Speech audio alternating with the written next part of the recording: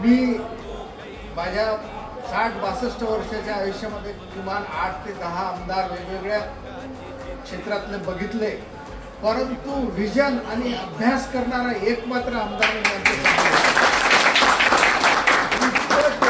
Vision कुठल्या IAS अधिकाऱ्याला सुद्धा असू शकत नाही, मी गॅरंटीने सांगतो गणेश, असू शकत नाही। आणि एवढं विजन बाळगून आणि ते विजन प्रत्यक्षात उतरवणारा साक्षात जो आहे कर्मपुरुष आपल्या समोर आहे। आणि या कर्मपुरुषाला आपले त्यांचे हात बळकट करण्यासाठी आम्ही अगदी आनंदानं भाऊंच्या सोबत आहोत। भाऊंची टीम खरोखर वाखाणण्याजोगी टीम आहे।